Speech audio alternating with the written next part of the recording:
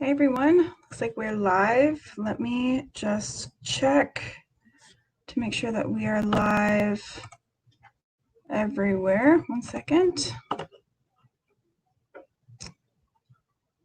I think we are. Okay, so it looks like we're good. Let me do one quick thing. Yes, just making sure that we are good to go. Hello everyone and welcome. It is a gorgeous Thursday afternoon, and we are about to embark on another segment for Museum Expedition 42, where no expedition has gone before. Now, I'm sure that everyone has kind of noticed that there's been a bit of a homage to Star Trek this year. The where no expedition has gone before is both true and a personal love of mine. Huge trekker. But today, instead of just being an homage to Star Trek, we are also going to go to the stars. That was a real long way to get around to the topic of today's video. Anyway, so if you guys are watching with us, please post in the comments and say hello so we can say hi back. But today we are going to talk a little bit about some stargazing. Now I know that it is bright outside and light outside, but we can still talk a little bit about some of the stars that you can see at night tonight. And the reason that we're not doing this particular live stream at night is because the UA Museums is hosting a trivia night tonight, which you should all come and see, that I will be a part of, as well as two of my colleagues. And we just weren't able to do two streams at the same time. So that's why we're having this one now. But okay, so back to where we were. One of my personal favorite parts of Expedition is when all of the camp lights go off and you are just left with the night sky and all of those glittering lights above you. At least once every week, we try to get in some stargazing and constellation finding, and we thought that this would be a good opportunity to have that conversation and that lesson again, but here in this medium, in this format. So we are going to talk a little bit about tonight, or to our summer sky, and what we see in the northern hemisphere, and then a couple of constellations that you can find yourself when you are outside stargazing. And then if you live in a place where there's a lot of light pollution and then you're not really able to see the sky, I've got a quick activity that you can do to kind of get a quick constellation fix if you need it, and an activity that you can do with your family for fun at night, that I think you might like. Okay, so again, my name is Allie Sorley. I am the Museum Expedition Camp Director, and we are going to get started on our stargazing lesson. So I'm going to share my screen real quick and share this picture of what our summer sky looks like. Give me 1 second. Let me share real fast. Okay, so where we are in the northern hemisphere, our summer sky looks a lot like this. Let me make this bigger. Oops. There it is. So our summer sky looks a lot like, except for the red thing, because we don't have a red sky. But our summer sky stars and constellations look a lot like these. And these are some of the constellations that you can find when you are looking up at your sky at home. So we are going to cover 3 of them today, but one of them has 3 in it. So technically 6 of them, I guess, today, that you can find at home. Some of them are probably pretty familiar to you. Others might not be as familiar. We're going to talk about the constellations, the shapes to look for, and then just a little bit into the story about how they came to be constellations. So constellations are groupings of stars that form a picture, and oftentimes those pictures come with some mythology involved in them. Now, my favorite part about constellation mythology is that oftentimes the ones that we are familiar with have Greek mythology associated with them, but there are constellation stories from all over the world in different cultures and different storytelling traditions that use the same shapes but for different stories. And so we'll go in a little bit into some of those. A lot of the ones that we're going to talk about today are Greek in origin, but I challenge you to see if you can find as many interpretations of those constellations and their stories as possible. Okay, so the first one that we are going to talk about is one that I think is a pretty familiar one to everyone, and it's kind of off a little bit on the corner in this image. We're going to talk about the Big Dipper. So the Big Dipper is always a great one to start with. I'm going to get out of this real quick. The Big Dipper is always a great one to start with because it's a pretty easy one to identify. The shape is a very familiar shape. And is a good one to kind of get your bearings settled with. So it is a, oh, hang on one second, I'm sorry. I had my pictures. Oh no, where'd they go? Oh goodness. I was prepared and then I wasn't prepared. Okay, so for the constellations, the Big Dipper, I know that many of you are familiar with it, but it is a total of 7 stars. 4 of them form a cup. There we go. 4 of them form a cup, and then 3 of them form a handle. Now, the Big Dipper is a part of a larger constellation called Ursa Major. Ursa Major has a really interesting and violence-filled story involved in it, but the Big Dipper is is kind of like toward the back of Ursa Major. Let me show you what Ursa Major looks like real quick. I'm going to share my screen one more time. There we are. Okay, oops, let me get this other view. Sorry guys, it's live, and there's a lot that happens when it's live. Okay, so here is Ursa Major. Oops, did I pull up the wrong picture? There it is. There's Ursa Major. Okay, so we are looking at the Big Dipper right here, which is the highlighted in this teal or lighter blue color. As you can see, there's 4 here that make the scoop or the cup part of the dipper, and then 3 more that are added to make the handle of the dipper. Now this is, like I said, a part of the larger constellation of Ursa Major, which is of a bear. So you can see the bear one is one that's always a little bit tougher to identify. I have some issues or some problems identifying this one as well, just trying to find all the stars that are involved in that one. But once you find the Big Dipper, you know that you found the back and the tail of Ursa Major. Now there's Ursa Minor also, which is a smaller bear and also a smaller dipper that are close to this one, which we'll talk about in just a second.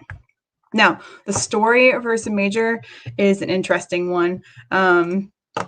There, as usual, in many of the constellation stories, there's a little bit of violence and death and mayhem. But in the story for Ursa Major, a girl has accepted a bear as a husband, and her little sister went and told her father, and her father was really upset. So her father went and killed her husband, the bear. So the girl, the first one that married the bear, turned into a bear for revenge and ended up chasing down and killing her 6 brothers. And as she was upset because of what had happened to her husband. So eventually the 7 brothers that were killed were thrown up into the sky, into the image of a bear, to keep the story and as penance for what happened. So, as with many of the constellation stories, again, there's a lot of death and mayhem, but that's okay. Anyway, so when you are out in the night sky, look for the Big Dipper. Another great thing that the Big Dipper can do is it can help you find Polaris or the North Star. And that's what this image is here to show you. So when you, oops, I should share. There we go. When you are outside and you see the Big Dipper, if you look for the two stars that make up the scoop part of our Big Dipper sign, furthest away from the handle, not the ones closest to the handle, but the ones furthest away from the handle, and you line them up, you make a straight line, oops, to the Little Dipper, you will find at the end of the Little Dipper's handle, you will find Polaris or the North Star.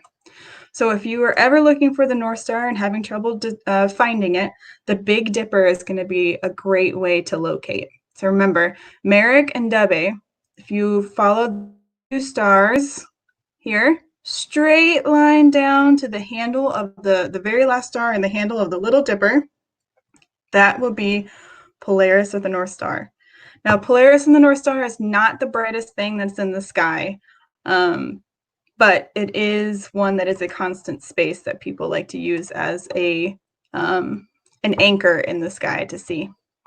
Okay, so Big Dipper is so when you're out tonight and you're looking, usually too, if you're in a place with a lot of light pollution, the Big Dipper will be one that you can usually see when you're just about anywhere in the when you look up into the night sky. All right, now another one that is oh, I closed that picture. Uh-oh. There it is. Another one that is one that people are familiar with and are able to find very quickly is Hercules. Now, I think we always think Orion as an easy one to find, and it absolutely is. But Orion won't be found in our summer sky. It will only be found in the winter sky. So we have to get better at looking at and identifying Hercules, because he's the dude that hangs out in the summer sky.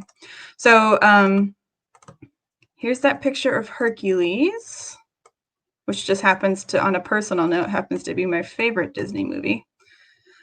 But there's Hercules here.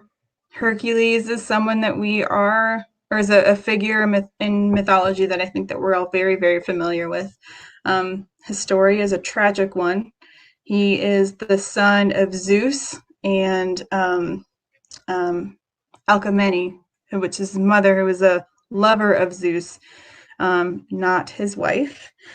But his wife was Hera, was a little jealous of Hercules. And while Hercules did become immortal because he was nursing from Hera and became immortal through that process, Hera was very jealous of him because he was the product of an affair between her husband and somebody else. And so she made Hercules' life very, very difficult. And one of the things that she did to make Hercules' life difficult was she challenged him to 10 trials, 10 seemingly impossible tasks. And Hercules, the reason he did is because, Hera was the one that drove him mad. And he ended up killing his family. And he was so upset by what he did that he went to visit the oracle to see how he could atone for what he had done. And the oracle gave him these 10 tasks, impossible tasks. And by the end, if he were able to complete the end of these 10 tasks, then he would have redeemed himself for his actions. And so they were very difficult, seemingly impossible tasks that Hercules did complete all of them. At the end of his trials, his wife gave him a cloak which happened to be poisoned. She did not know, but it was poisoned, and it killed Hercules. And so Zeus threw his likeness into the sky so that he would be remembered forever. And that is where we have our constellation Hercules. That's where it came from. Again, lots of these Greek mythology stories it's just lots and lots of violence and bloodshed and really just difficult family situations. Anyway, so Hercules is another really great one that you can find. It is pretty easy, I think, once you get his torso down. So his torso is, I'm drawing it right now so you guys can see, but Hercules' torso is a square. And then off of that square, comes an arm, as does ours. That was a really silly thing for me to say. Comes an arm, two arms. Oops. Torso, arm, legs.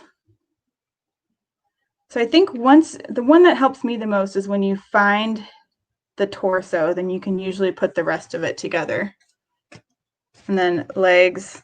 So if we were to draw imaginary lines together to connect all of these stars, we would Hercules.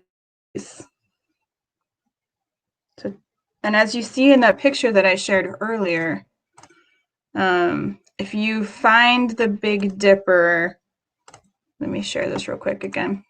If you find the Big Dipper, you should be able to locate Hercules, which is not too terribly far away from the end of the Big Dipper. Here. Okay, so that's our second one.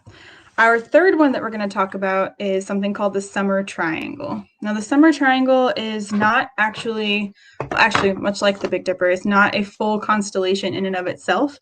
It's an asterism. That's what the Big Dipper is as well. It's an asterism. And an asterism is a small grouping of stars, smaller than a constellation, that still makes a picture. So the Summer Triangle is an asterism. It is made up of three stars that are a part of three separate constellations. They are Cygnus, Lyra, and Aquila. And we'll talk about those here in a second. But the Summer Triangle itself, there's three very bright stars. Even one of the brightest star in our sky, Vega, is a part of it as well. But it was because it is so bright and so easily identifiable, it was often used as navigation in the past, which is kind of interesting. So let me I keep going back to it, but let me pull up that picture one more time of our summer sky so we can talk about the Summer Triangle. This is one that is another pretty easy one to identify because it does have Vega, and Vega is an incredibly bright object in the sky. But this is the Summer Triangle right here: Altair, Deneb, and Vega, and together they make that Summer Triangle. Now again, they're part. Each of these stars is a part of another constellation. Vega is a part of Lyra. Altair is a part of Aquila, and Deneb is part of Cygnus. Now, Cygnus is a constellation of a swan. So you can see right here. See the swan? There's the body and the wings. Lyra here is a constellation of a harp. Now, this harp was the harp of Orpheus, who was a musician and a poet. When he died, his harp was lost into a river, and Zeus threw his harp into the sky so that it would be there forever. And then Altair is part of Aquila, and Aquila is named for the Latin word for eagle, but it is also in Greek mythology represents the bird that held Zeus's thunderbolts. And so, but Aquila, if you are familiar with words that have Latin origins, Aquila means eagle. So this is also an eagle constellation. So if you are looking for a great challenge, I think, to find when you are stargazing tonight or throughout the rest of the summer, I think the Summer Triangle is an excellent challenge because it seems pretty easy to begin with to find those three bright stars to make the points of the vertices of your triangle. But then after that, the challenge is to identify the 3 constellations that are a part of the summer triangle, which is just an extra layer of fun and challenge. Okay, so we have talked about the Big Dipper, which is a part of Ursa Major, Hercules, and the summer triangle. We have learned how to use the Big Dipper. There we go. Use the Big Dipper to locate the North Star. Remember, we use the 2 points on the dipper part of the Big Dipper, and we draw a straight line down to the last star in the Little Dipper constellation for the handle, and we find Polaris. And we have learned some of the stories behind some of these constellations. Now remember, this is definitely not a conclusive list of stories for, it's not a conclusive list of the stories. For instance, the summer, or Lyra in parts of England and Scotland is known as is known as King Arthur's harp. So it just kind of depends on where you're from and what storytelling tradition you're hearing the stories from to know what each constellation sort of represents. So I challenge you to do more research and find as many stories for those groupings of stars as possible. But if you are in a place where you're not able to get out and enjoy and see, there's a couple of different ways that you can enjoy them, get as close to that experience as possible. So there are some apps that you can use that are excellent ways to get to kind of see the stars. So you can, there's like a star map app and a few others that you can use, or you can, if you have an iPad or a phone or whatever, you can kind of put them above you or put them around you and see the stars formations that are around you and what stars are near you, and they'll point out constellations and things like that. If you don't have that, you can make your own. So that's what I'm going to show you right now. Let me pull up my stargazing camera real quick. This is an activity that is an easy one to do at home. You can just use things that you have around your house. Doesn't require any special purchases.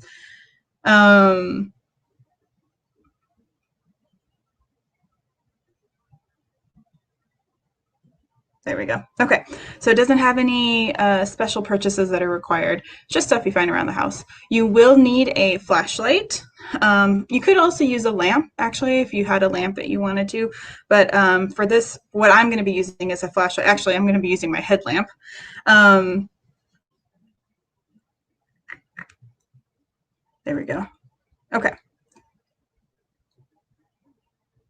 Sorry, everybody. I'm trying to set up my stargazing camera. If you were here on Tuesday, you will know that oh, I'm echoing. Let me see. Okay.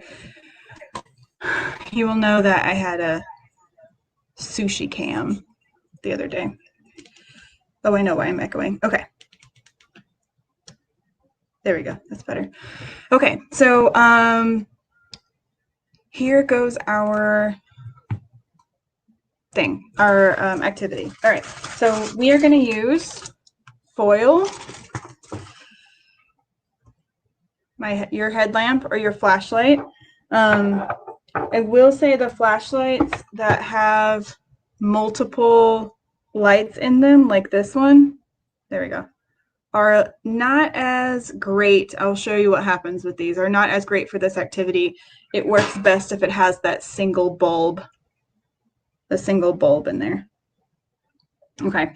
Anyway, so you'll need a flashlight, you'll need some foil, and then you will also need a toothpick, which I keep misplacing for some reason. Where did Where'd my toothpick go? If you don't have a toothpick, you can use a pen or anything that's kind of got a small end to it that you could poke little holes into your foil. Okay, so we are going to grab this foil. Where did my toothpick go? I'm telling you, these toothpicks, they have a mind of their own. Okay, so you're going to grab a little piece of foil that will fit around the light portion of your flashlight. So I have this nice square of foil which will fit very well over my headlamp here. And I'm going to choose one of the constellations that we talked about, which I'm going to choose, I think I'll choose the Big Dipper. And so in my foil, in the center, I'm going to poke holes in the shape of the constellation that we were talking about. So, which for me was the Big Dipper. So I'm going to poke holes in here. Oops, there we go. The best part is there's no messing up on this activity, because if something happens and it tears or the holes don't quite work out as well, you can just start over again, which is great. Okay, so I have, it's tough to see. There it is. You see it? I have made holes in the shape of the Big Dipper. It's really tough to see, kind of. Do you see them? Actually, you know what I'll do? I'll draw lines so we can see them. Is that better? Not really. Anyway, so I have, trying to get this so it shows on camera just a little bit better. There we go. Did you guys ever, when you were kids or adults, did you ever take like a gum wrapper and smooth it out with the back of with your nail to make it nice and smooth? That's what I just did here. Ah, look at that. There it is. Okay, so do you see I made my Big Dipper shape. Okay, and then, as I'm sure everyone is aware, our next step is going to be to wrap our foil around our light. Make sure that it wraps so that, there we go. You shouldn't need tape or anything like that for this, but if for whatever reason it doesn't stick to your flashlight, you can go ahead and use tape. And let me get my stargazing camera in here.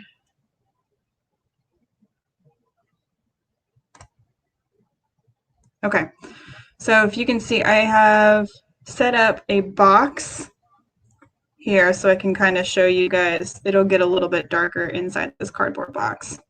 So I can show you how this activity works. There it is, you see it?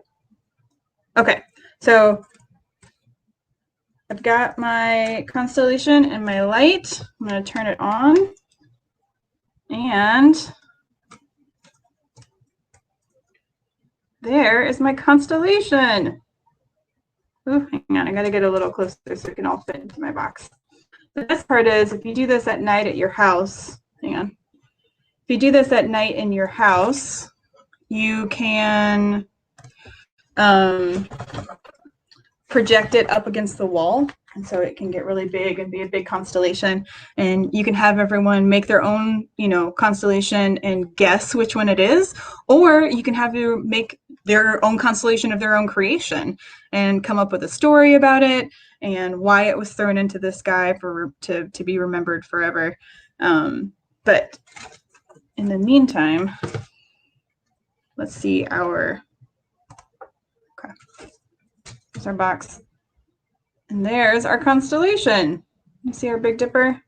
I made my dipper just a little bit too big for this light, so I can't get all of it in at the same time. Oops, and my thing keeps falling off because I'm doing this one-handed. Okay. But there's our constellation. Let's try another one, shall we? Let's see. So we did the Big Dipper. You know what? I'm going to go I'm going to do it. I'm going to try Hercules and see what Hercules looks like. I have to make Hercules really small because my light is very, very small. The bulb area on mine is very small. Okay.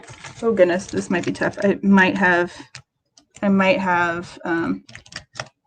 gotten a little excited about a challenge. Oops. Yeah, hang on, I gotta start again. Anyway, you know what? We could make, I think I'm not gonna be able to make Hercules with my foil because I think I need a bigger flashlight for that. But yeah, so you can go ahead and use this activity at home to make constellations. You can make your own constellation. Let me see if I can. This one's a very simple one, but one that we talked about today. Here we go. Okay.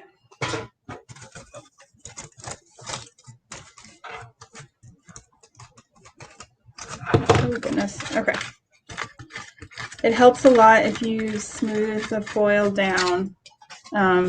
Also, be aware that at the on the underside of where you poke the holes, that there'll be some foil like flaps that are there. So make sure that the foil flaps are out of your way. Okay, let's pull my stargazing camera back in. There it is. Okay. Oops.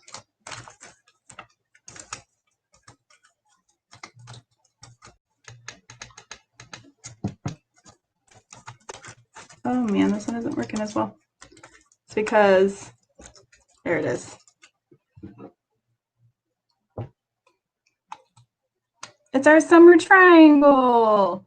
Aww. With Lyra, Keela, and Cygnus in there. That swan, the harp, and the eagle. Here's our summer triangle. The lights around it, I know it looks strange because it has those 3 circles around it, but that's just part of the light and the reflection from the foil and with the flashlight. But I hope that this has been something that you can use at home and get to practice this skill of stargazing. It's something that I'm working on constantly. I love being able to find new constellations. I love learning the stories about the constellations. There are some of them that are very, very interesting. But I also, my favorite is to kind of explore the stories of the constellations that aren't necessarily rooted in Greek mythology. So I challenge you to do some research and do some stargazing on your own tonight. Look for the Big Dipper, look for Hercules, and then look for that summer triangle. And if you're in a space, in a city where you can't really see the night sky as clearly as you want, go ahead and make your own constellations with some foil, a flashlight, and a toothpick. So thank you again for joining us for Summer Expedition, or sorry, yeah, look at me, Summer Museum Expedition 42, where no expedition has gone before. Keep an eye out for more content to come. We appreciate you joining with us and are looking forward to seeing you the rest of the month. Oh, and don't forget, tonight, if you are interested, on the UA Museum's Facebook page, we will be, actually, let me put that up real quick. We will be, actually, and the UA Museum's YouTube channel, we will be live with a trivia night. It'll be a lot of fun. This is our 3rd trivia night so far, and we are looking forward to it again. So join us tonight at 7 for trivia. I'm sorry, at 8 for trivia, excuse me, at 8 o'clock for trivia. And grab a snack, grab something to drink, come hang out, test your knowledge for trivia night. All right, thank you, everyone. We'll see you soon. I hope you have a great day. Get outside and enjoy the sunshine. All right, bye.